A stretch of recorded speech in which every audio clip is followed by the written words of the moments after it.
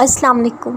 صرف اپنی چاہت کا مل جانا معجزہ نہیں بلکہ اللہ کی رضا میں راضی ہو جانا بھی معجزہ ہے۔ وہ بھیجے گا مدد۔ سنو، تم دعائیں کرتے رہا کرو، تم چاہ بھی نہیں سکتے اگر اللہ نہ چاہے۔ جو بن کہے سب سن لیتا ہے، کیا تیرے کہنے پہ نہیں سنے گا؟ غم نہ کرو، اللہ ہمارے ساتھ ہے، بس یقیناً مشکل کے ساتھ آسانی ہے۔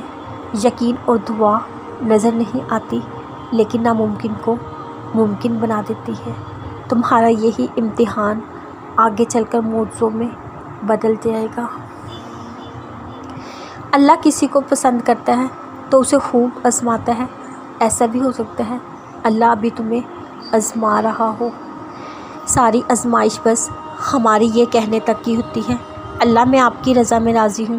بس اتنی سی بات سننے کے لیے اللہ ہمیں اتنے طوفانوں سے گزارتا ہے۔ بس ان چند لفظوں کے لیے اللہ ہمیں اتنی بے سکون راتیں جگاتا ہے۔ بس اتنی سی دعا سننے کے لیے اللہ نے ہماری ساری دعائیں روک رکھی ہوتی ہیں۔ جو سب سے پہلے کہنا ہوتا ہے اسے سب سے آخر میں ہم اللہ سے کہتے ہیں، تو کیوں نہ اب کی بار پہلے اسے وہی کہا جائے جو وہ سننا چاہتا ہے، پھر ہی تو وہ کہے گا جو ہم سننا چاہتے ہیں۔ اگر آپ چاہتے ہیں اللہ آپ سے راضی ہو جائے تو پہلے آپ کو اللہ سے راضی ہونا ہوگا۔ دل میں رہنے والی دعائیں نہیں چھوڑنی، لیکن زبان سے وہی کہنا ہے جو اللہ کو پسند ہے۔ آپ اس کی پسند کا خیال رکھیں، وہ آپ کی پسند کا خیال رکھے گا۔ وہ جو چھوڑ گیا تمہیں، تم کیوں بھاگتے اس کے پیچھے اور ہلکان کر رکھا ہے خود کو؟ تم حقیقت تسلیم نہ کر کے اللہ سے شکوے کرتے ہو، اللہ سے کہتے ہو اس شخص کو واپس دے دو جو مجھے چھوڑ چکا۔ لیکن کیا تم نہیں چاہتے جس طرح تم مخلص ہو تمہیں بھی وہی ملے جو تمہارے ساتھ مخلص رہے؟ پھر تمہیں وہ شخص کیسے مل سکتا ہے جو تمہارے ساتھ مخلص ہی نہیں؟ پھر خود ہی سوچو، کیا بہتر نہیں ہوا اس شخص کی حقیقت سامنے آ گئی؟ کیا کبھی سوچا ہے اگر اس شخص کا تمہیں حاصل ہو جانا ہی تمہارے لیے اذیت بن جاتا؟